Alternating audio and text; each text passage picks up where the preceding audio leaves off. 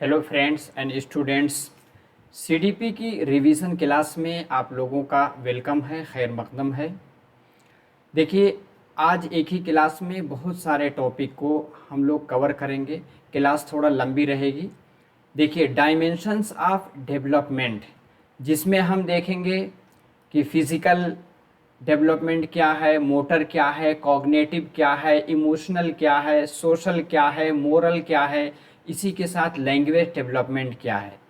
और देखिए, आपका सिलेबस है, इसमें चौथे नंबर पे आपकी ये टॉपिक दी गई है, dimensions of development and their inter relationships, जिसमें physical, motor, cognitive, emotional, social, moral, language, इसी के साथ relating to infancy, early childhood, lateral childhood और एडोलेसेंस, सबको, सारे स्टेजेस को, किस स्टेज में किस तरह की चेंजिंग आती है, सबको एक ही क्लास में हम लोग देखेंगे। देखिए, क्लास आपकी इंग्लिश और इंग्लिश के साथ साथ उर्दू दोनों ज़ुबान में इसका डिस्कशन किया जाएगा। जो आपको स्लाइड मिलेगी वो इंग्लिश और उर्दू दोनों लैंग्वेज में रहेगी। ठीक है, हम लोग बहुत अच्छी तरह से समझेंगे, क्योंकि डायमेंशंस ऑफ डेवलपमेंट अगर हम समझ लेते हैं तो चाइल्ड डेवलपमेंट के बहुत बड़े टॉपिक को हम कवर कर लेंगे। ठीक है, देखिए, जैसा कि आप देख सकते हैं, स्लाइड थोड़ा लंबी है, इसमें सारे स्टेजेस को, उसमें क्या क्या चेंजेस आ रहे हैं, सबको एक ही क्लास में हम लोग डिस्कस करेंगे। चलिए, अब एक एक करके हम लोग देखते हैं। देखिए, आखिर में मैंने उर्दू में भी सारी चीज़ों को हम लोग देखेंगे, ताकि जो भी स्टूडेंट उर्दू मीडियम के हैं उनको भी पूरी तरह से समझ में आ सके। ठीक है, चलिए, अब एक एक करके हम लोग देखते हैं। जैसा कि डायमेंशंस को अगर आप उर्दू ज़ुबान में देखेंगे, इसको कहते हैं अबआद। ठीक है, यानी डेवलपमेंट जो नशोनुमा है, नशोनुमा के अबआद, बहुत सारे अबआद हैं, इसको हम लोग देखेंगे आज की क्लास में। जैसा कि आप लोगों को पता ही है कि आपके एग्ज़ामिनेशन की डेट आ ही चुकी है। जिनका पेपर फर्स्ट है उनका 23 तारीख को है, और जिनका पेपर सेकंड है उनको थोड़ा सा मौका है, यानी उनका 30 जून को है। ठीक है, चलिए, सिलेबस हमने देख ही लिया है। देखिए, जो लोग नए हैं, टेलीग्राम चैनल एक बनाया गया है, उसकी लिंक डिस्क्रिप्शन बॉक्स में रहेगी, आप लोग क्लिक करके उससे जुड़ सकते हैं। ठीक है, और इसी के साथ आप लाइक भी करें, कमेंट करें और शेयर भी करें। ठीक है,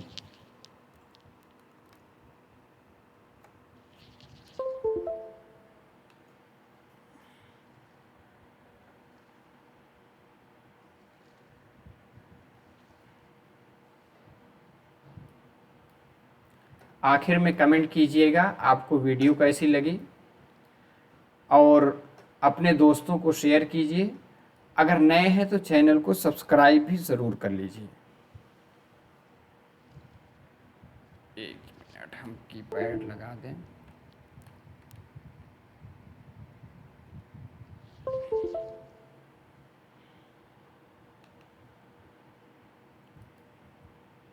और इसी के साथ अगर आपको कुछ और हेल्प चाहिए तो मेरा व्हाट्सएप नंबर है। नोट्स वगैरह के लिए पेड नोट्स है, कुछ मामूली सी कीमत में दिया जाता है। आप व्हाट्सएप करेंगे, मैं आपको बताऊंगा। 9873603812। ठीक है, देखिए, जो मैंने ट्रिक बनाई है ताकि आप डायमेंशंस ऑफ डेवलप को अच्छी तरह से समझ सकें। आपने इतने सारे डायमेंशन को अभी पढ़ा है, इसको हम लोग सबसे पहले ट्रिक के साथ समझ लेते हैं। इसकी ट्रिक ये है, PCSE। क्या है? CSE। हम देखेंगे P का मतलब फिजिकल। क्या P से आप क्या लेंगे? फिजिकल, जिसको हम जिस्मानी भी कहते हैं। नंबर 2 पे है C का मतलब कॉग्नेटिव, जिसको इदराकी भी कहते हैं, उकूफी भी कहते हैं। नंबर 3 पे S का मतलब सोशल यानी समाजी या मुआशरती। और E से क्या है? E से आपका होगा इमोशनल। तो PCS, बहुत से लोग सिविल सर्विस की तैयारी करते हैं, उसमें भी PC से आता है। PCSE, इस निमोनिक को याद रखेंगे तो डायमेंशंस ऑफ डेवलपमेंट को आप नहीं भूलेंगे, ठीक है। तो P से फिजिकल। और नंबर 2 पे है कॉग्नेटिव यानी इदराकी। इसी में आपका लैंग्वेज डेवलपमेंट भी आएगा, ठीक है, जिसके बारे में जीन पियाजे अच्छी तरह से डिस्कस करते हैं। आगे फिर आपका सोशल है, सोशल डेवलपमेंट। और आगे है इमोशनल डेवलपमेंट। सोशल डेवलपमेंट ही में आपका मोरल डेवलपमेंट आ जाएगा। और आखिर में है इमोशनल डेवलपमेंट, ठीक है। तो कहीं कहीं 5 दिए गए हैं, और वैसे आप देखेंगे तो बेसिकली 4 ही हैं, ठीक है। कितने हैं? 4। तो एक है आपका फिजिकल डेवलपमेंट, एक है कॉग्निटिव डेवलपमेंट, जिसमें हम लैंग्वेज भी ले लेंगे, ठीक है। तो यहां अगर लैंग्वेज लेंगे तो 3 हो जाएगा। आगे है सोशल, सोशल में हम लेंगे मोरल भी, तो यहां 2 हो गया, 3 2 5 हो गया। छठे नंबर पे इमोशनल डेवलपमेंट, ठीक है। लेकिन बेसिकली 4 हैं। कॉग्निटिव में 2 आते हैं, सोशल में भी 2 आते हैं, एक सोशल और एक मोरल। चलिए,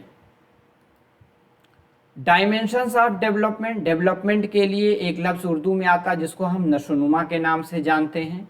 डायमेंशंस यानी अबाद। नशोनुमा का तस्वुर बहुत ही पेचीदा माना गया है। नशोनुमा के मुंदरजा झेल आबाद हैं, जैसे फिजिकल, और फिजिकल ही में आपका मोटर आएगा, मोटर जिसमें आप हरकत करते हैं। और मोटर में 2 हैं, एक फाइन मोटर, एक ग्रॉस मोटर, ठीक है। अब नंबर 2 पे मैं बताया था PCSC से, यानी कॉग्निटिव। अब कॉग्निटिव ही में लैंग्वेज डेवलपमेंट आ जाते हैं।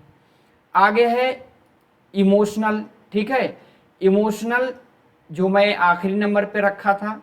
उसके बाद है सोशल, सोशल ही में आपका क्या आएगा? मोरल डेवलपमेंट भी आएगा। और लैंग्वेज, लैंग्वेज जो कि कॉग्निटिव डेवलपमेंट का पार्ट है, जिसके बारे में डिटेल से जीन पियाजे डिस्कस करते हैं। जीन पियाजे और वाइगॉट्स्की, उनकी थ्योरी को अगली क्लास में देखेंगे। चलिए, नशोनुमा के तमाम अशकाल या जाविये एक दूसरे से मिले हुए होते हैं, यानी नशोनुमा के एक आबाद यानी उसका एक डायमेंशंस का ताल्लुक दूसरे आबाद से होता है। मसलन अगर तबई आबाद बेहतर हों तब तहरीकी और इदराकी आबाद के बेहतर होने की इम्कानात। जैसे अगर आप जिस्मानी तौर पे यानी फिजिकल तौर पे फिट हैं तो आपका दिमाग भी ज़्यादा काम करेगा। जैसे आप क्लास देख रहे हैं, अगर थके हुए हैं तो अगर जिस्मानी तौर पे थके हुए हैं तो आपका दिमाग भी देखने में या सुनने में नहीं लगेगा। तो वही चीज़ कहा जा रहा है कि एक डायमेंशन दूसरे डायमेंशन को क्या करते हैं? मुतासिर भी करते हैं। चलिए, नशोनुमा के मुख्तलिफ जाविये को समझने के लिए मुख्तलिफ नज़रियात को भी समझना हमें ज़रूरी है। इसमें हम किन किन नज़रियात को देखेंगे? एक जीन पियाजे, जीन पियाजे की इदराकी नशोनुमा यानी कॉग्निटिव डेवलपमेंट। दूसरे है कि इरिक्सन्स का सोशल डेवलपमेंट थ्योरी, इसको भी हमें पढ़ना पड़ेगा। आगे है कोहलबर्ग का मोरल डेवलपमेंट थ्योरी। इन तीनों थ्योरी को जब हम सही से समझेंगे तभी हम डेवलपमेंट के कंसेप्ट को सही से समझ सकते हैं, ठीक है। तो इतने सारे होते हैं, जैसा कि हमने अभी देख ही लिया है। फिजिकल को जिस्मानी भी कहते हैं, और लिख के आ सकता है तबई। और मोटर इसी में फिजिकल का पार्ट है। जिसको हम तहरीकी या हरकी कहते हैं, कॉग्निटिव यानी इदराकी, या कहीं कहीं वकूफ़ी लिख के आता है वाव से, ठीक है, कन्फ्यूज मत होइएगा। आगे है सोशल, समाजी या मुआशरती, मोरल यानी अखलाकी, लैंग्वेज यानी आपकी लिसानी। देखिए डेवलपमेंट के बेसिकली तो 4 ही हैं जो हमने PCSE से देखा था। उसमें से एक है फिजिकल, जिसमें आपका मोटर भी आएगा, ठीक है। फिजिकल प्रोसेस में क्या है, development due to genetic inherited from parents. जो आपका डेवलपमेंट होगा ये तवारुस यानी वरासत से इसका बहुत ज़्यादा ताल्लुक़ होगा, ठीक है। जेनेटिक इनहेरिटेड फ्रॉम पेरेंट्स यानी अपने वालिदैन से। जैसे हाइट, जैसे आप देखेंगे बहुत लोगों के जब वालिदैन लंबे होते हैं तो बच्चे भी लंबे होते हैं। ब्रेन, अगर वालिदैन बहुत यानी माइंडेड हैं तो बच्चे भी माइंडेड पैदा होते हैं। इसी किस तरह वेट, अगर उनकी मसल्स बहुत मोटी है तो बच्चे भी मोटे ही दिखते हैं, ठीक है। इसी के साथ कॉग्निटिव, कॉग्निटिव में मेंटल एक्टिविटीज़ जो दिमाग से मुताल्लिक हैं, ठीक है। Process of knowing and experiencing, जैसे थॉट किसी चीज़ को सोचना, प्रॉब्लम सॉल्विंग यानी किसी परेशानी को हल करना, अटेंशन किसी चीज़ पर ध्यान देना, परसेप्शन किसी चीज़ के बारे में तसव्वुर कायम करना। आगे है सोशल और इमोशनल। सोशल इमोशनल क्या है, prefer to change in individuals interaction with other people, यानी आप अपने दूसरे साथियों के साथ, समाज में दूसरे लोगों के साथ किस तरह से पेश आते हैं, आपका अखलाक किस तरह से है। चेंजेस इन इमोशंस, आपका इमोशंस में किस तरह, यानी कब आपको हंसना है, कब आपको रोना है, कब आपको गुस्सा होना है। अगर ये चीज़ सही से डेवलप नहीं है तो कब गुस्सा होना है, कितने दर्जे तक गुस्सा होना है, तो गोया कि अगर आप देखेंगे कुछ लोग छोटी छोटी बातों पे भड़क जाते हैं, ये इसका मतलब क्या है, इमोशनल उनका डेवलपमेंट ठीक से नहीं हुआ है। आप बॉर्डर पे हैं, दुश्मन को देख करके आप रोने लगे तो गोया कि आपका इमोशनल डेवलपमेंट नहीं हुआ है। तो इमोशनल डेवलपमेंट भी होना बहुत ज़रूरी है, जिसके बारे में ब्लूम्स ने अपने टेक्सोनोमी में भी डिटेल से डिस्कस किया है, ठीक है। एंड पर्सनालिटी, ठीक है, इन सब का ताल्लुक सोशल और इमोशनल डेवलपमेंट से है। अब डेवलपमेंट के बहुत सारे स्टेजेस हैं, ठीक है। अलग अलग लोगों को देखेंगे, 5-6 साइकोलॉजिस्ट ने अलग अलग स्टेजेस बयान की है, लेकिन कुल मिला जुला करके एक जो नई स्टेज निकल करके आती है उसको हम देखेंगे। सबसे पहली स्टेज जो मानी जाती है, prenatal stage. Prenatal stage क्या है, जब बच्चा कंसीव हो जाता है उसके बाद से जो डेवलपमेंट शुरू होता है उसी को हम प्री नेटल स्टेज के नाम से जानते हैं। यानी मेल का स्पर्म, ठीक है, फीमेल के उसमें जाने के बाद अगर बच्चा कंसीव हो गया, ठीक है, जो कि आपने बायोलॉजी में पढ़ रखा है, ठीक है, उसके बाद से कंसीव होने के बाद उसमें जो रहमे मादर है, जिसको अपनी ज़ुबान में हम बच्चेदानी कहते हैं, उसका मुंह बंद हो गया। उसका मुंह बंद होने के बाद बच्चा कंसीव हो गया, उसके बाद जो डेवलपमेंट शुरू होता है उसी को हम प्रीनेटल स्टेज कहते हैं। इस चीज़ को मत भूलिएगा, ठीक है। अब प्रीनेटल स्टेज, अब बच्चा अपने माँ के पेट में है, ठीक है, क्योंकि बच्चा कंसीव हो गया। अब उसमें यह है period of conception to birth. Conception से यानी बच्चा जब से कंसीव हुआ, यानी जिसको हम अपनी ज़ुबान में कहेंगे हमल ठहर गया जब से, ठीक है, उसके बाद बच्चे के पैदा होने तक का जो पीरियड है उसको हम प्रीनेटल पीरियड के नाम से जानते हैं। अब इसमें है, कभी कभी पूछा जाता है एग्ज़ाम में कि बच्चा कितने हफ्ते तक रहता अपने माँ के पेट में, 40 वीक तक। अगर 40 आ गया या 41 भी लिख के, 42 भी लिख के आ गया तो 40 अगर है तो 40 को आप टिक कीजिएगा। दूसरी चीज़, अगर डेज में आ गया तो तकरीबन 280 डेज, याद रखिएगा, इस कोई लिख लीजिए। बच्चा कितने दिन तक रहता है प्रेनेटल स्टेज में? 280 डेज तक अपने माँ के पेट में रहता है। या महीने में अगर देखेंगे तो उमूमन जनरली 9 मंथ यानी 9 महीना और 10 डेज यानी 10 दिन। तीनों डिजिट याद रखिएगा, 40 वीक, 280 डेज, 9 महीना 10 दिन। ठीक है। बोथ क्या है? Genetic and environmental factors affect development. अब जब बच्चा अपने माँ के पेट में उसकी नशोनुमा हो रही है यानी डेवलपमेंट हो रहा है, उसमें कौन कौन फैक्टर सबसे ज़्यादा मुतासिर करेंगे? सबसे पहले नंबर पर जेनेटिक। जेनेटिक मतलब माँ बाप में जो जीन है, जो उनके डीएनए में जो चीज़ पाई जा रही है वो बच्चे में ऑटोमेटिक मुंतकिल होगी। दूसरा एनवायरमेंटल फैक्टर्स, यानी माँ इस 9 महीना 10 दिन के दौरान जो कुछ खाती है, जो कुछ सुनती है, वो सब हैबिट, वो सब चीज़ें बच्चे जो है अडॉप्ट कर लेते हैं।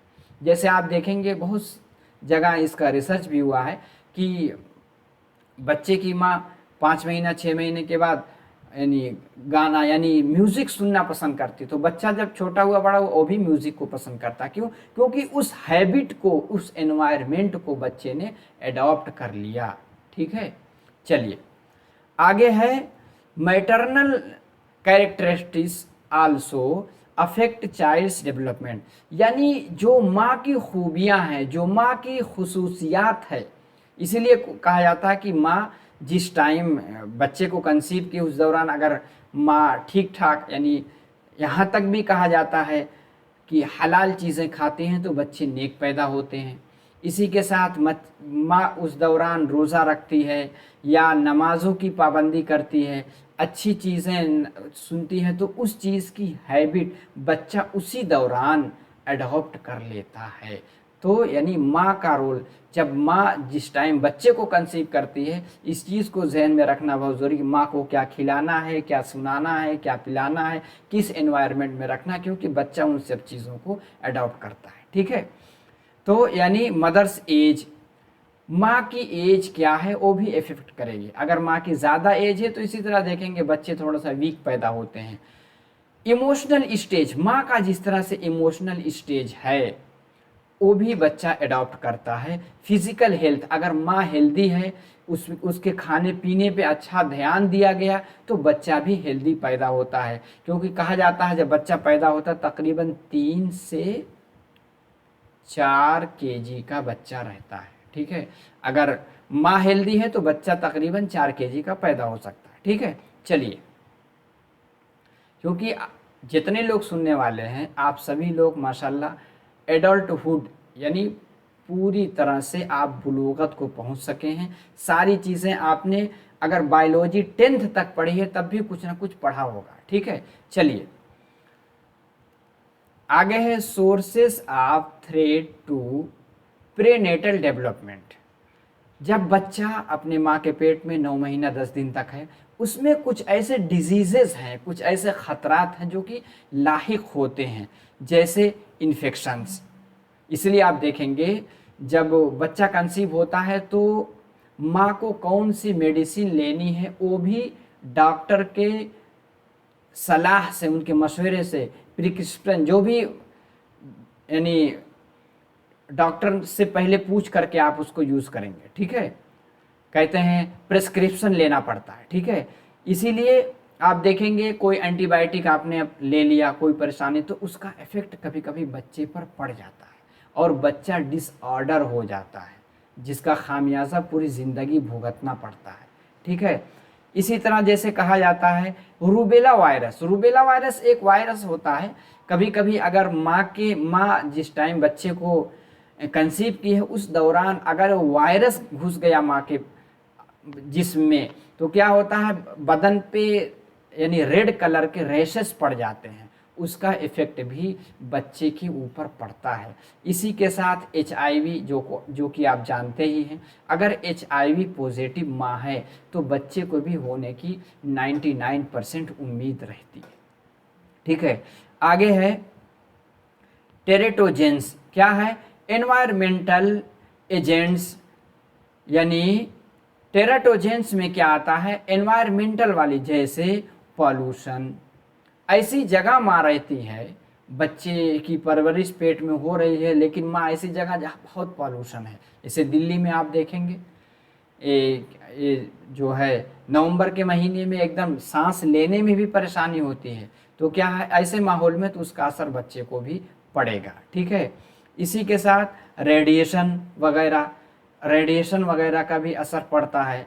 आगे है ड्रग अब्यूज़ बाय मदर। माँ के अंदर किसी चीज़, कोई ऐसी नशीली चीज़ों इस्तेमाल करने की आदत है, जैसे स्मोकिंग करना, ड्रिंकिंग करना, उसका भी बैड इफेक्ट बच्चे के ऊपर पड़ेगा। ठीक है,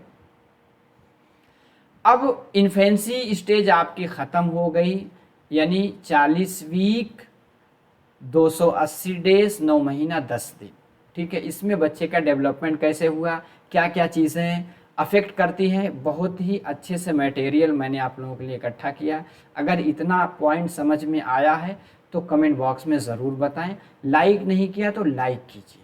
ठीक है, दोस्तों को शेयर भी करें। आगे है इन्फेंसी। अब बच्चा 9 महीना 10 दिन के बाद दुनिया में आया, जिस दिन पैदा हुआ उसी दिन से 0 कह देंगे, जिस दिन पैदा हुआ 0 हम मान लेते हैं। आगे फिर 2 साल तक इसको कहते हैं इन्फेंसी स्टेज। कौन सी स्टेज कहते हैं, इन्फेंसी स्टेज। चलिए, इन्फेंसी स्टेज में क्या क्या चीज़ें, क्या क्या पॉइंट्स हैं जो आपके एग्जाम में पूछे जाते हैं। सबसे पहली बात, फास्ट डेवलपमेंट ऑफ ब्रेन। पूछा जाए दिमाग का सबसे ज़्यादा नशोनुमा किस स्टेज में होता है, इन्फेंसी स्टेज। ठीक है, इसी के साथ न्यूरल कनेक्शंस, यानी जो आसाबी निज़ाम है उनका कनेक्शन किस में ज़्यादा होता है, इन्फेंसी स्टेज में। आगे है, बच्चे कुछ चीज़ें इन्फेंसी स्टेज में पैदा होकर के सीखते हैं, जैसे ब्रेथेस यानी सांस लेना, ऑटोमेटिक सीख लेता पैदा होते ही। सकिंग यानी चूसना, बच्चा पैदा हुआ, पैदा होने के बाद अपने माँ का दूध ऑटोमेटिक किस तरह से चूसना है, किस तरह से पीना है, ऑटोमेटिक अल्लाह ताला उसको सिखा कर भेजता है। तो सकिंग सीख करके आता है। आगे है सोइलोस। सोइलोस का मतलब होता है कोई चीज़ निगलना, जैसे मुंह में दूध आया तो उसको घूट करके अपने पेट में उतारना, ये भी सीख के आता है। ठीक है, आगे है डिस्चार्जेस बॉडीली वेस्टेज, यानी 1 नंबर 2 नंबर, यानी किस तरह से करना है ये भी जानता है। खाया उसको उस रास्ते से निकाल भी दिया, यानी टॉयलेट ट्रेनिंग कह सकते हैं, उसको खुद सीख करके आता है, उसको पता है कि कहाँ से हमें उसको निकालना है। ठीक है, चलिए, इतनी चीज़ें कब इन्फेंसी में होती है। आगे क्या है, recognises and distinguish mother's voice from other.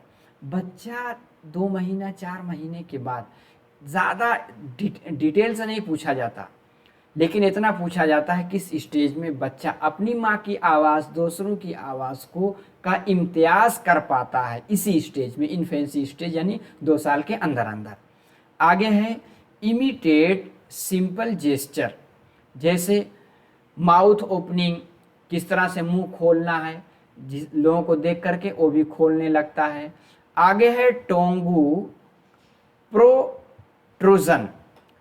टोंगू protrusion मतलब होता है जुबान का बाहर निकालना, जैसे दवा वगैरह पिलाई जाती है तो किस तरह से जुबान निकाल सकता है, ये सब क्या है, ये सब सीख लेता है। जैसे माँ बताती है जुबान निकालो ऐसे ऐसे, तो उस तरह से वो भी निकालता है। ये सब कब होगा, इन्फेंसी स्टेज में।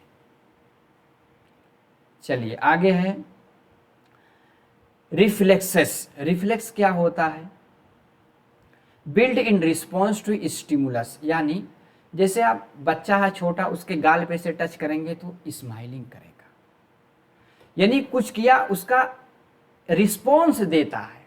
ठीक है, reflexes are building blocks for motor development, जैसे कोई चीज़ आप देंगे उसको पकड़ लेता है। ठीक है, reflexes act as adaptive mechanism, यानी जो भी चीज़ें हैं उस चीज़ को अडॉप्ट करता जाता है। ठीक है, देखेंगे छोटा बच्चा है, 1 साल का हो गया तो खड़ा होने लगता है, 2 साल पे चलने लगता है, बोलने लगता है, ये सब। जैसे कफिंग, यानी उसको खांसना आ जाता है। आगे है कफिंग के साथ साथ क्या है, ब्लिंकिंग। ब्लिंकिंग कहते हैं पलक झपकना। ठीक है, आगे है यॉर्निंग। यॉर्निंग मतलब जमाई लेना, जैसे मुंह खोल के लोग जमाई लेते हैं। ठीक है, और कहा जाता है जमाई लो तो अपना हाथ रख लो। ठीक है, तो जमाई लेना भी सीखता है इसी स्टेज में। किसमें, यानी मोटर डेवलपमेंट जो आपने पढ़ा था अभी ना, मोटर डेवलपमेंट, हायरार्की डेवलपमेंट, यही सब उसका होगा। आगे दे है फिजिकल डेवलपमेंट क्या होता है। देखिए मसल्स, यानी जो उसके आसाबी निज़ाम है, नसें वगैरह हैं, and nervous system gets mature, धीरे धीरे वो सब मजबूत होते हैं। जैसे एग्जाम्पल के तौर पर चाइल्ड ट्राइज टू ग्रास्पिंग, चीज़ों को पकड़ना सीख लेता है, एंड रीचिंग फॉर ऑब्जेक्ट्स, जैसे 6 महीने का बच्चा है तो घिसट कर चलने लगता है, कहीं खिलौना रखा है तो घिसट कर वहाँ तक पहुँच जाता है। ठीक है, सिटिंग, बैठ जाता है, यानी क्रॉलिंग, क्रॉलिंग मतलब रेंग करके चलना। इसी में आता है गोल डायरेक्टिव बिहेवियर, किसमें बच्चा करता है, गोल डायरेक्टिव बिहेवियर इसमें करता है। गोल डायरेक्टिव बिहेवियर क्या है, बच्चा 1 साल का है, देखा कि उसके पापा जो है सुबह सुबह उठ करके सेविंग करते हैं। ठीक है, देख लिया, कभी देखा घर में कोई नहीं है, वो भी मशीन निकाल करके सेविंग करने लगा। ये क्या है, गोल डायरेक्टिव बिहेवियर इसी में करेगा। ठीक है, यानी नकल करता है। चलिए आगे है सेंसरी एबिलिटी। इसमें क्या है, कैन सी कलर्स, यानी रंग वगैरह को देखेगा, but are attracted to contrasting pattern, यानी अगर कोई कलर, उसी में कोई चीज़ है उसमें लाल और वाइट कंट्रास्टिंग कलर है, कोई कपड़ा इस तरह से, उसको ज़्यादा लाइक करेगा इसी इसी उसमें। ठीक है, इन्फेंसी स्टेज में 2 साल के अंदर अंदर। रैपिड विजन डेवलपमेंट, यानी किसी चीज़ को देखना, इन सब का भी डेवलपमेंट नशोनुमा इसी में ज़्यादा होता है। रिस्पॉन्ड टू टच, टच करोगे तो मुस्कुराएगा। एंड कैन फील पेन, कस के मारोगे तो रोने भी लगेगा। ठीक है, आगे है स्मेल, यानी सूंघ करके चीज़ों को भी समझने लगता है। टेस्ट कैपेसिटीज आर प्रेजेंट, यानी चखने की भी सलाहियत इसमें डेवलप हो जाती है। Can hear immediately after birth, पूछा जा सकता है बच्चे के अंदर सुनने की सलाहियत कब से डेवलप होती है, पैदा होते ही डेवलप हो जाती है। इसीलिए आप देखेंगे बच्चा पैदा होता है उसके कानों में अजान की आवाज़ डाली जाती है ताकि बच्चा समझ सके। ठीक है, क्यों, क्योंकि सुनने की सलाहियत लेकर के पैदा हुआ है। आगे है सोशियो इमोशनल डेवलपमेंट।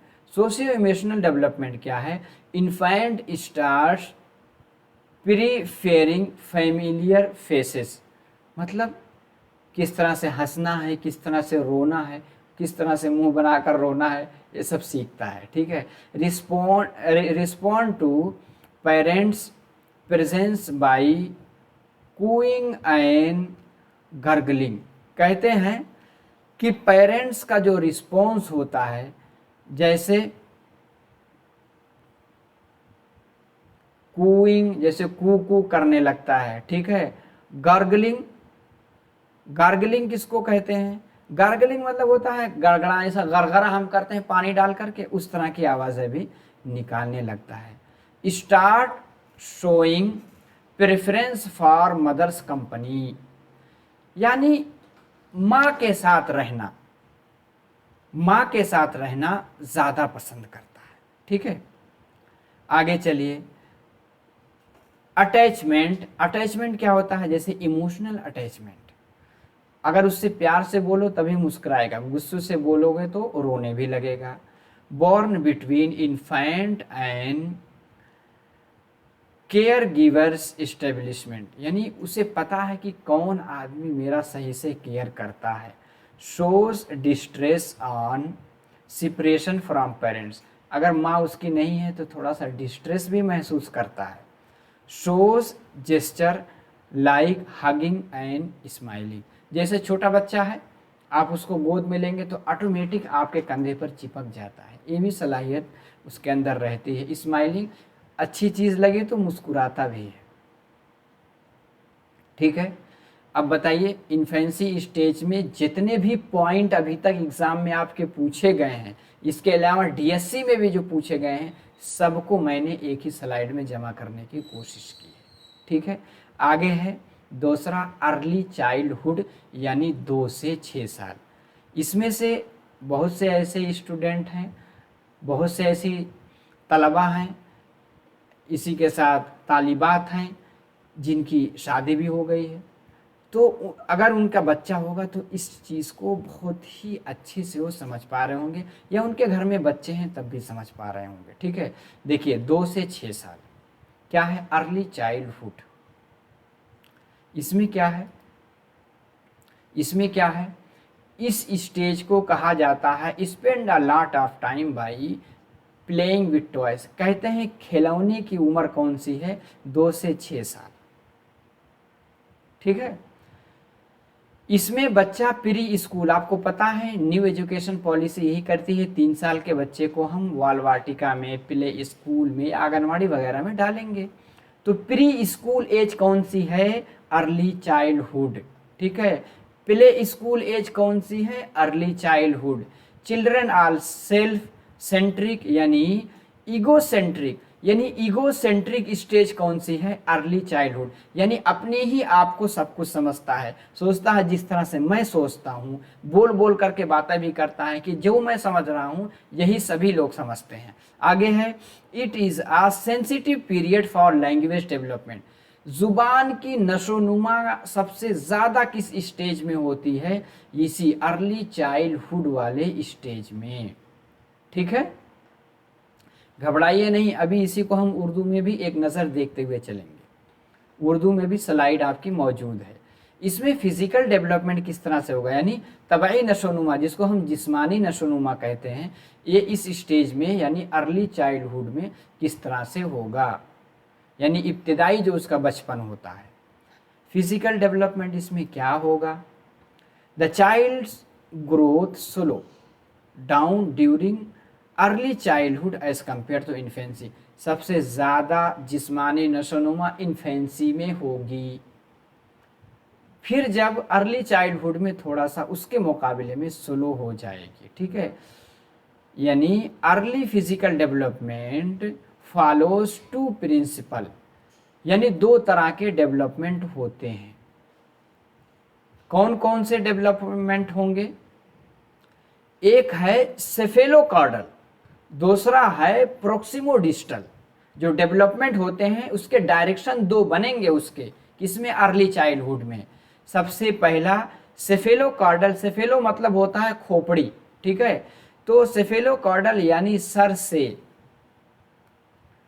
पैर की जानिब, इस तरह से डेवलपमेंट होगा, टो यानी अंगूठे तक। इसको क्या कहते हैं, सेफेलोकॉर्डल, यानी सर से पैर तक। कहते हैं ग्रोथ फ्रॉम द, ठीक है, सेफेलिक या हेड, जिसको हम सर कहते हैं, रीजन टू कॉर्डल, यानी कहते हैं टेल, जिसको पूंछ भी कहते हैं, टो भी कहते हैं। ठीक है, जो अंगूठे तक। आगे है प्रोक्सिमोडिस्टल, प्रोक्सिमोडिस्टल यानी बीच से, किनारे किनारे। एक क्या है, प्रोक्सिमोडिस्टल, यानी ग्रोथ प्रोसीड फ्रॉम सेंटर, यानी बीच से centre body and move towards the, यानी इधर चारों तरफ से मूव होता है। यानी children gain control over the upper body. इसमें यानी सेफेलोकॉर्डल में सबसे पहले ऊपर वाले बॉडी पे कंट्रोल रखता है, फिर नीचे वाली धड़ पे। ठीक है, आगे है children gain control over their torso before their extremities. यानी बच्चा, टॉर्सो मतलब होता है सर के अलावा नीचे का हिस्सा, टॉर्सो कहलाता है, धड़ जिसको हम कहते हैं, उस पर कंट्रोल बनाता है। उसके बाद एक्सट्रीमिटीज, एक्सट्रीमिटीज कहते हैं हाथ पैर वगैरह। ठीक है, तो 2 तरह से होता है, पहला सेफेलोकॉर्डल यानी सर से पैर तक, दूसरा प्रोक्सिमोडिस्टल यानी सेंटर से चारों तरफ। ठीक है, चलिए आगे है मोटर डेवलपमेंट यानी हरकी नशोनुमा, जिसको हम तहरीकी भी कहते हैं। किस तरह से होगा? 3 साल का बच्चा जब होगा, देखिए एक होता है ग्रॉस मोटर जिसमें बड़ी मसल्स लगती हैं, एक होता है फाइन मोटर। तो क्या है, 3 साल का बच्चा क्या करेगा? होपिंग करता है। होपिंग यानी जैसे उछल उछल करके चलना। जंपिंग वही है, यानी जंपिंग करना, रनिंग ये सब करने लगता है। ये क्या है? Gross motor. फाइन मोटर में क्या करता है? Building blocks, pick objects which यानी 4 फिंगर एंड थम्स, यानी कलम वगैरह कोई चीज़ हाथ से पकड़ना शुरू कर देता है, जिसमें छोटी मसल्स लगती हैं। 4 साल का बच्चा क्या करेगा? Climb up and down stairs. 4 साल का बच्चा सीढ़ियों पे ऊपर भी चढ़ सकता है, उतर भी सकता है, ठीक है। और उसमें फाइन में क्या कहेगा?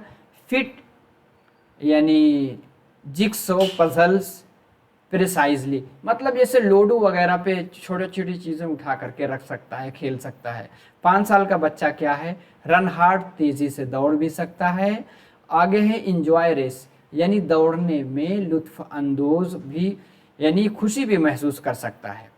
आगे क्या है? फाइन मोटर स्किल, इसमें हैंड यानी arms and body all coordinate with eye movement, यानी आँखों से बॉडी वगैरह का कोऑर्डिनेशन बनाता है 5 साल की एज में बच्चा। अब है लेटर चाइल्डहुड। लेटर चाइल्डहुड की एज मानी जाती है 7 से 11 साल। 7 से 11 साल, ठीक है। यानी पहला इब्तदाई हुआ, दूसरा इबाद यानी बाद वाला बचपन। इसमें क्या क्या चीज़ें पाई जाती हैं देख लीजिए। Child joins the traditional system of school. School age इसी को कहते हैं। 6 साल का हो गया, 7 साल में यानी ट्रेडिशनल के तौर पे दर्जा 1 में तो पहुंच ही जाता है, ठीक है, स्कूल जाने लगता है। This stage is also known as troublesome stage. इसमें परेशानी, क्योंकि वो बच्चा स्कूल जाता है, उसको बैग भी लेना है, होमवर्क भी करना है, ट्रोबलसम स्टेज इसको कहा जाता है। चिल्ड्रेन यानी devote more time with their peer group. इस एज में 7 से 11 साल में अपने हमजोलियों के साथ खेलना ज़्यादा पसंद करेगा। डेवलपमेंट ऑफ चिल्ड्रेन क्रिएटिव, ठीक है, यानी पोटेंशियल बिगिंस। इसमें थोड़ा सा लॉजिक लगाना भी शुरू कर देगा। Experience of their period influence the child through out his life. यानी इस एज में 7 से 11 साल तक जो अपने तजर्बे से सीखता है, उसका असर पूरी ज़िंदगी उसका बाकी रहता है, ठीक है, वो मुतासिर करती चीज़ है। आगे क्या है? आगे है ये क्या था? यानी लेटर चाइल्डहुड। उसके बाद है एडोलेसेंस यानी सिन्न बुलूगत, ठीक है, एडोलेसेंस।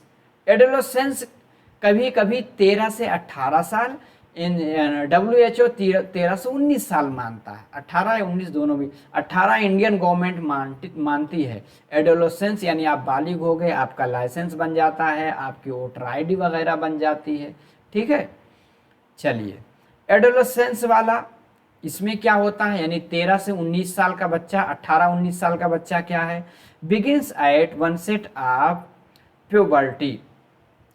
प्यूबर्टी वाली एज यही है। प्यूबर्टी मतलब होता है बुलूगत, ठीक है, पूरी तरह से जवान कहते नहीं, बच्चा मैच्योर हो गया, यानी पुख्तगी आ गई, ठीक है।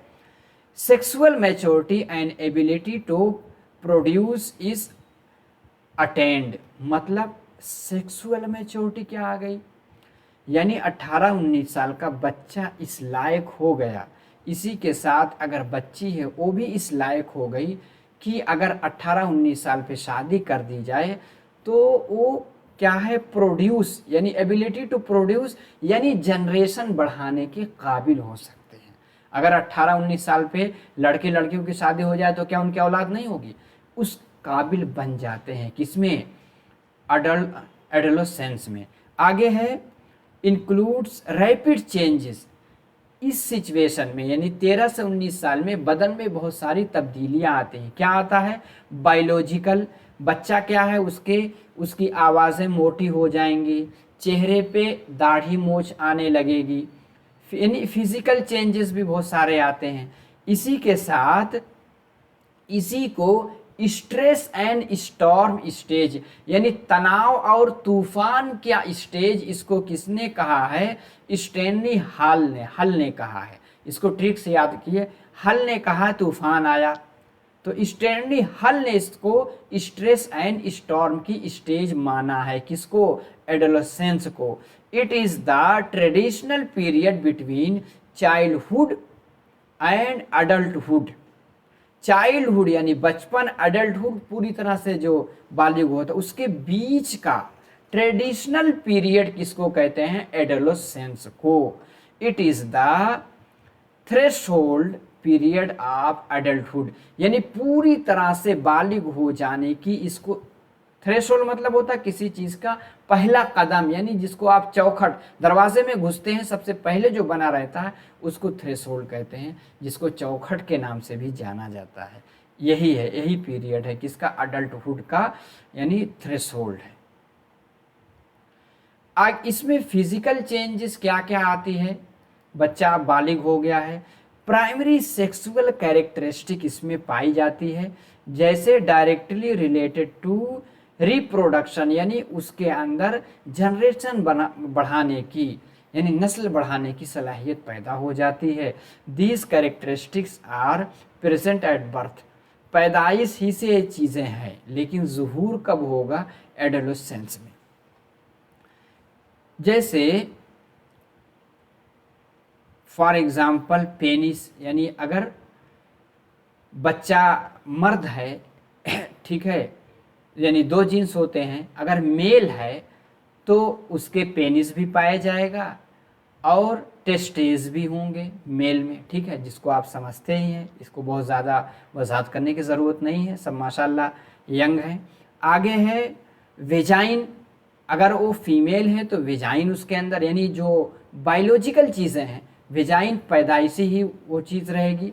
और ओवरीज, जिसको हम रहम मादर कहते हैं, वो भी दो चीज़ें क्या है, फीमेल में रहेंगी, दो चीज़ें मेल में रहेंगे, ठीक है। ये क्या है, प्राइमरी सेक्सुअल कैरेक्टरिस्टिक पाई जाएगी। आगे सेकेंडरी क्या है, सेकेंडरी इंक्लूड्स, यानी features and science of achieving sexual maturity.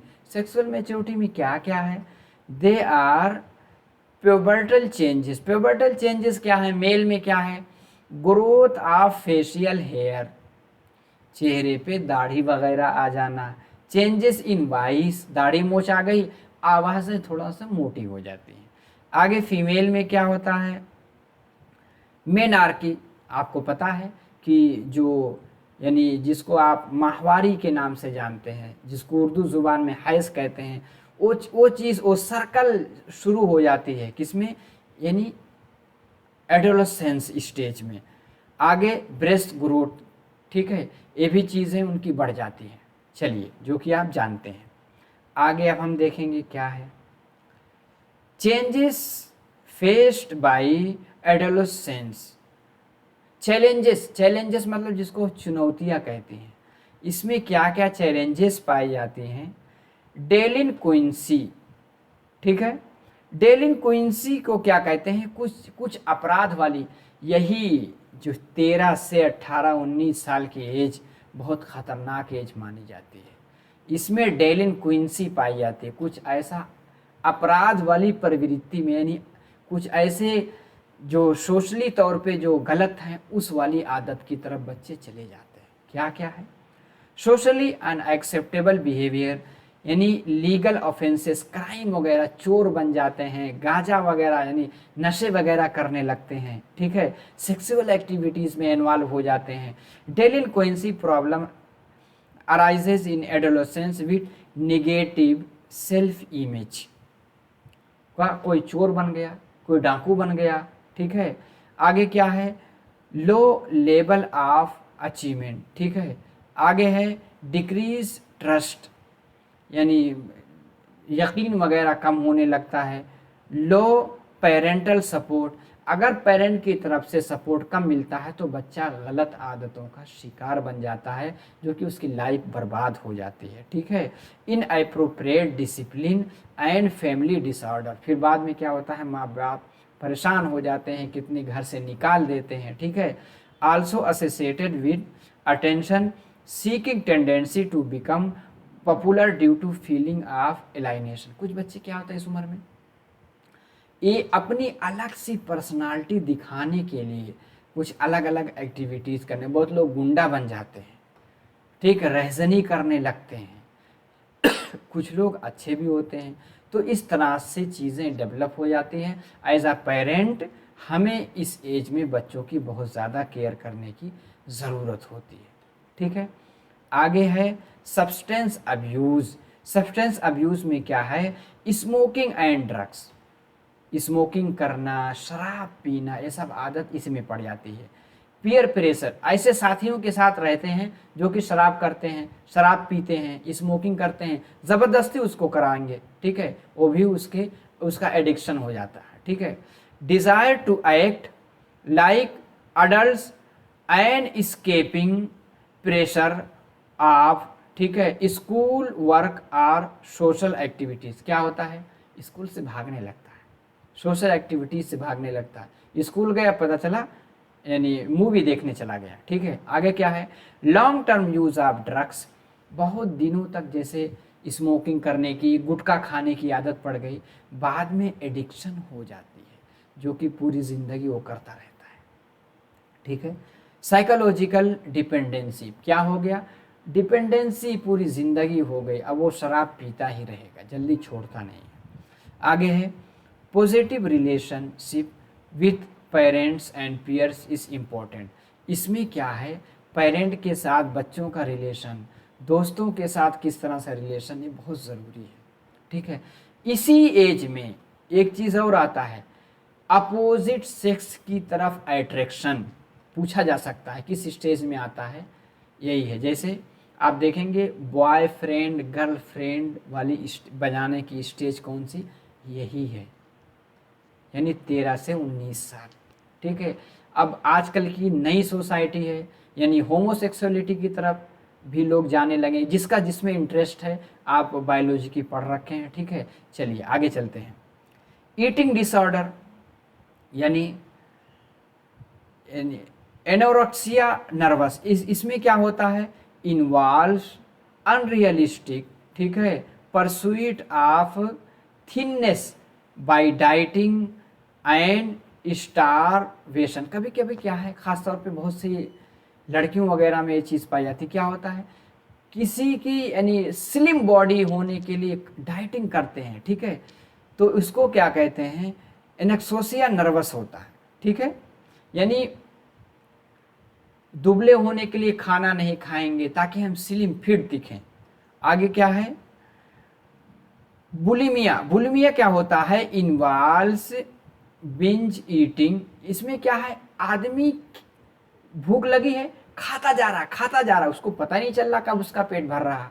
ठीक है, उसके बाद फिर पता चलता है, अरे मैं इतना खा लिया कि उठ ही नहीं पा रहा हूँ। इसके क्या है, यानी बुलिमिया करके एक बीमारी उसको माना जाता है। देन यानी कहते हैं पर्जिंग बाई ओमेटिंग, फिर क्या है, बाद में उल्टी करके उसको निकालेगा।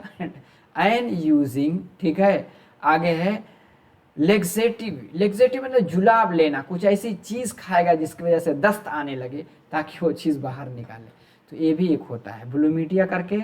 और एनोरेक्सिया नर्वोसा, ये करके एक बीमारी टाइप है। ठीक है, लोग क्या है, दुबले होने के लिए डाइटिंग करते हैं, या इतना बुलिमिया मतलब इतना खा लेंगे कि बाद में उसको उल्टी करके निकालते हैं या जुलाब लेते हैं। ठीक है, आगे है अडल्टहुड। अब 19 साल से लेकर के लोग कहते हैं 60 या 65 साल तक की एज, ये अडल्टहुड कहलाती है। 60 साल मान लीजिए, उसके बाद तो बुढ़ापा आ जाता है। अडल्टहुड में क्या है, इसमें क्या है, जब आप पूरी तरह से अडल्टहुड हो गए तो आप रिस्पॉन्सिबल यानी जिम्मेदार हो गए, मैच्योर हो गए, यानी पुख्तगी आ गई, self supporting and well integrated into society, society के एक जिम्मेदार इंसान माने जाएंगे। ठीक है। ट्रांजिशन फ्रॉम, इसमें क्या हो जाएगा, डिपेंडेंस टू इंडिपेंडेंस शुड अकर। अब क्या हो गया, आप खुद मुख्तार हो गए, किसी के मुहताज नहीं है। अब क्या करते हैं, अर्निंग आ लिविंग, आप जिंदा रहने के लिए कोई रोजगार वगैरह करेंगे। गेटिंग मैरिड, इसी एज में आपकी शादी भी होगी। आगे है एंटरिंग इनटू, ठीक है, पेरेंटहुड, इसमें क्या है, आप अब्बा अम्मा बन जाएंगे। ठीक है, उस एंटरिंग यानी उसमें दाखिल हो जाएंगे, आपको लोग मम्मी पापा कहने लायक हो जाएंगे। उसके बाद 60-65 साल के बाद ओल्ड एज आती है, द एज ऑफ रिटायरमेंट, आप रिटायर हो गए। ठीक है। न्यू फैमिली रोल्स, यानी ग्रैंड पेरेंट्स, आप दादा दादी या नाना नानी बन गए। ठीक है। Experience of old age depends upon socio economic conditions, अब क्या है, आप डिपेंड हो गए, आप सोशल इकोनॉमिक कंडीशन पे ये चीज़ डिपेंड करती है। अवेलेबिलिटी ऑफ हेल्थ केयर, अगर आपका अच्छा केयर किया गया तो आप खुश रहेंगे, नहीं तो आप कोसते रहेंगे कि बिला वजह बच्चों को पाला परवरिश किया लेकिन कोई मुझे देख नहीं रहा। ठीक है। फैमिली सपोर्ट सिस्टम, इन सब चीज़ों पे ये चीज़ें डिपेंड करेंगी। अब बताइए, पैदा होने से पहले से लेकर के मरने तक की स्टेज का खुलासा मैंने एक ही क्लास में आपके सामने पेश किया है। आपको क्लास कैसी लगी अब तक बताइए। ठीक है। अब आगे थोड़ा सा और फैक्ट हम लोग देखेंगे। ठीक है, कमेंट बॉक्स में ज़रूर बताएं। ठीक है। स्टेजेस ऑफ चाइल्ड डेवलपमेंट, आपको पता है बच्चों के डेवलपमेंट के अलग अलग स्टेज को अलग अलग लोगों ने बताया है, जो मैंने खुलासा बयान किया उसी को पढ़िए। ठीक है। देखिए, चेंजेस इन शेप, उनकी शक्ल में बदलाव होता है, यानी पैदा होने से बुढ़ापे तक। एन रेशन, उनके रेशियो में जो है बदलाव आएगा। चेंजेस इन ओल्ड स्ट्रक्चर, देखते नहीं कि बच्चे यानी शक्ल बदलती रहती है, बदन का ढांचा बदलता रहता है। ठीक है। गेनिंग न्यू क्वालिटीज़, एक नई क्वालिटी भी हासिल करता है। ठीक है। तो अब इसमें क्या हम लोग देखेंगे, चेंजेस इज यानी रेशन, आपको पता है चेहरे का वगैरह का, बॉडी वगैरह सारी चीज़ें जो हैं इसमें बदल जाती हैं। चेंजेस इन ओल्ड स्ट्रक्चर, जैसे आप देखेंगे पहले बच्चा पैदा होता है तो दूध का दांत निकलता है, फिर टूट जाता है, फिर नया दांत आता है, ये सब चीज़ें। यानी चाइल्डहुड हेयर, बचपन के जो क्या है, बहुत से बाल वगैरह, जैसे दाढ़ी मूछ के बाल आ जाते हैं, दांत वगैरह निकल करके नए आ जाते हैं। ठीक है। गेनिंग न्यू क्वालिटी, नई क्वालिटी वगैरह, जैसे परमानेंट दांत आ गए अब। ठीक है। ये सब चीज़ें पाई जाती हैं। स्टेजेस ऑफ डेवलपमेंट को देखिए, हरलोक ने इतने सारे स्टेज बयान की है, ये सब आपका पूछा नहीं जाएगा, एक नज़र आप देख सकते हैं। अगर आप नोट चाहेंगे तो नोट आपको दे दिया जाए, पूरा तीनों चैप्टर जो आपका बड़ा है CDP 30 नंबर का 199 में आपको प्रोवाइड कराया जाएगा। ठीक है। स्टेजेज ऑफ डेवलपमेंट में रोज का ये नज़रिया है, 4 स्टेज दिया है इन्होंने। इसी के साथ स्टेजेज ऑफ डेवलपमेंट को यानी कोल सैनिक ने इतने सारे यानी 6 स्टेज इधर हैं, और स्टेजेस ऑफ डेवलपमेंट में 6 स्टेज इधर हैं। ठीक है, नहीं 6 उधर थे, अब इधर भी हैं। ठीक है, 12 स्टेज इन्होंने दिए। ठीक है। स्टेजेस ऑफ डेवलपमेंट सेली ने दिया है 3 स्टेज। आगे है प्रीनेटल पीरियड, जिसको प्रीनेटल मैंने अभी तो आपको समझा ही दिया है, 40 हफ्ता 280 देश 9 महीना 10 दिन। ठीक है। इसमें जब बच्चा प्रीनेटल माँ के पेट में होता है, आगे है जर्मिनल, 3 स्टेज होते हैं, एक जर्मिनल वाली होती है, आगे है इम्ब्रोनिक स्टेज, आगे है फेटल स्टेज। ठीक है। अब इसको हम जल्दी जल्दी उर्दू ज़ुबान में, क्योंकि उर्दू मीडियम के जो स्टूडेंट हैं वो परेशान होंगे कि सब इंग्लिश में सर बता रहे हैं, एक बार उर्दू में आप लोग, पढ़ता हुआ चलूँगा, आप सुन लीजिए, पॉइंट हैं सारे, इंशाल्लाह फ़ायदा ही होगा। ठीक है। फिज़िकल डेवलपमेंट, जिसको हम तबई नशोनुमा के नाम से जानते हैं, 15 था 20 साल की उम्र तक कद व कामत वज़न में तब्दीली वाक़ हो जाती है, सही बात है। पैदाइश के वक्त के कबीर सर और सगीर धड़ से तबई नशोनुमा, यानी सगीर धड़, आपको पता है जब बच्चा पैदा होता है 1/4 उसका सर होता है, बाद में क्या होता है, बदन बड़ा हो जाता है, सर छोटा हो जाता है, वही कह रहे हैं, ठीक है। तबई नशोनुमा की शरह गैर मुस्तकिल होती है। तिफली या शीरख्वारगी के ज़माने में तबई नशोनुमा की शरह यानी तेज़रता, मैं बताया नहीं कि इन्फेंसी स्टेज में, शीरख्वानी यानी इन्फेंसी स्टेज में सबसे तेज़ जिस्मानी नशोनुमा होगी, ठीक है। इब्तदाई 4 माह की उम्र में वज़न पैदाइश के वक्त के वज़न का 2 गुना हो जाता है। कब? 4 माह में।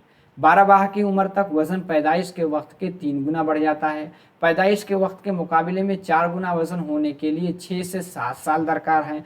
पैदाइश के वक्त हेड का साइज़ बताए नहीं, बड़े आदमी के सर के बराबर होता है, यानी 1/4 होता है उसके, यानी अगर 3 से 4 केजी का बच्चा है तो 1/4 उसमें क्या, उसका सर ही है। बाद में क्या होता है, सर छोटा हो जाता है और दूसरी धड़ जो है उसकी बढ़ जाती है, ठीक है, देख सकते हैं। अडल्ट यानी 5 फीट 6 इंच का अगर अडल्ट है तो उसको 66 क्या होगा, उसका इंच होगा, 165 सेंटीमीटर का होता है। शुरू में क्या होता है, 1/8 रहेगा उसका सर, बाद में क्या हो जाता है, 7/8, ठीक है, सर छोटा हो जाएगा।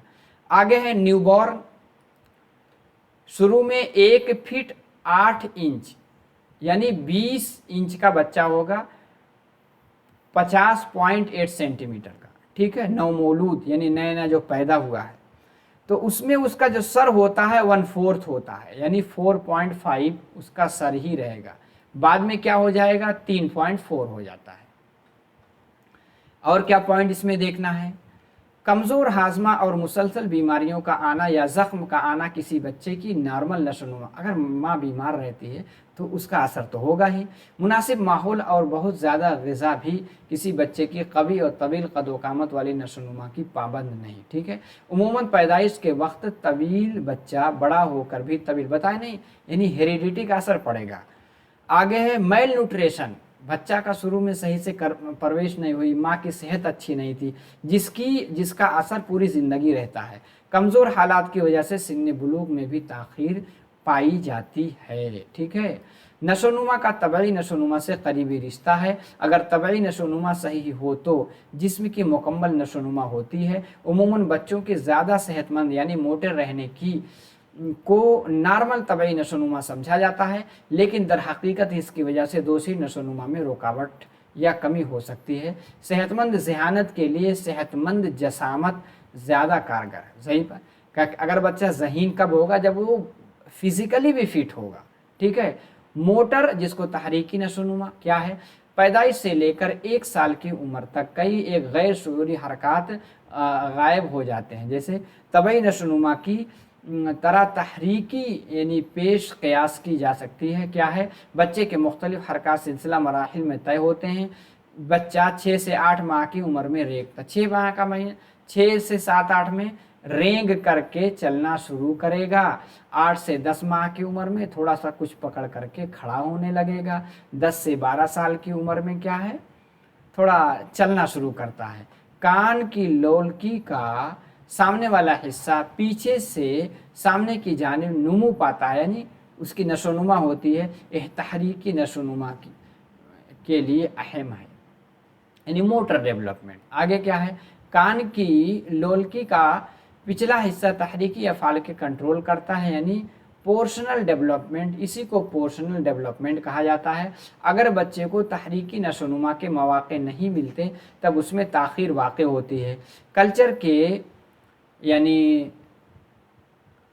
तफ़ावतें भी तहरीकी महारतों के इक्तिसाब की अहम हिम्मत अफजाई करते हैं। कल्चर की तफ़ावतें यानी बच्चा किस सोसाइटी में है, किस सिविलाइजेशन में जी रहा, उसका भी असर पड़ता है मोटर डेवलपमेंट में, ठीक है।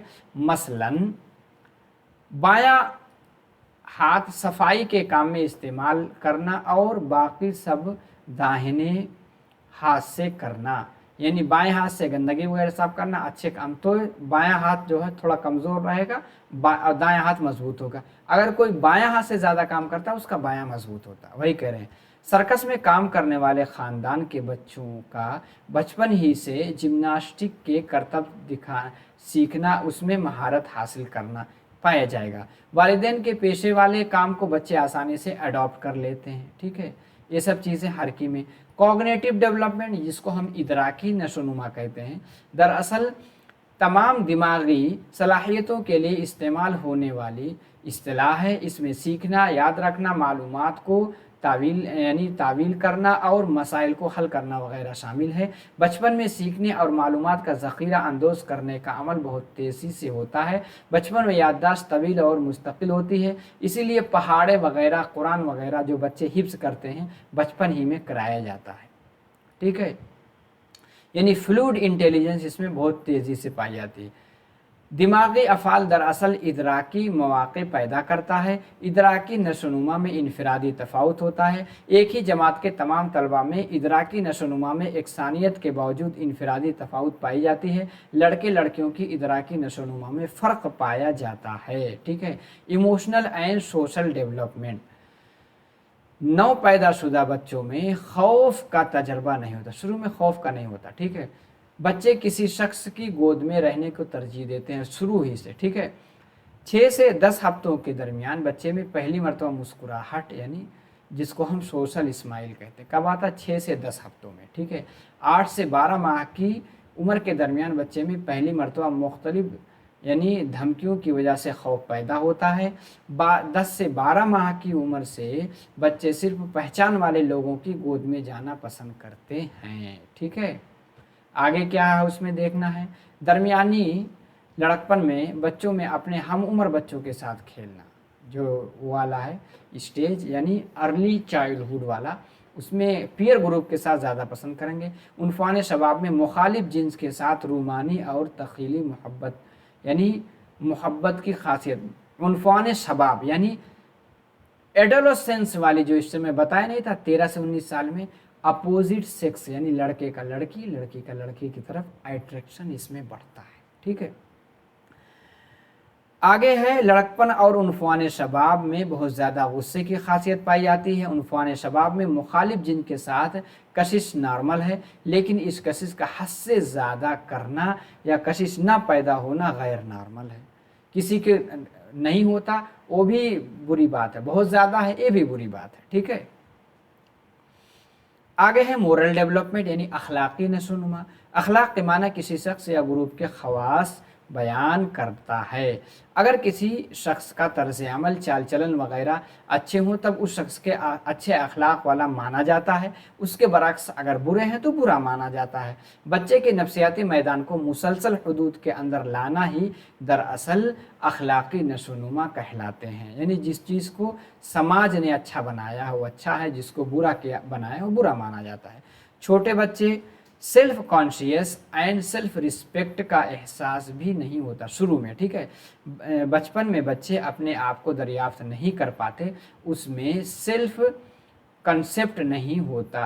ये अखलाकी नशोनुमा का सबसे निचला दर्जा है। बच्चों में जिस्मानी तकलीफ़ ही उनके चाल चलन की जांच का यानी तरीक़ा है। मसलन एक छोटा बच्चा जब कपड़ों में ही ज़रूरत से फारिग हो जाता है, उससे जिस्म का गीलापन लगने लगता है, जिसकी वजह से जिस्म को तकलीफ़ होती है, तब बच्चा रोता है। यानी अंदर ही अपना कर दिया, अपनी ज़रूरत पूरी कर ली कपड़े ही में, ठीक है। उसका मतलब इसलिए डायपर वगैरह चल रहा, ठीक है। इसका मतलब बच्चा में तकलीफ़ का एहसास है और गंदगी का भी अनजानी ऐसा शुरू से इसका एहसास होता है।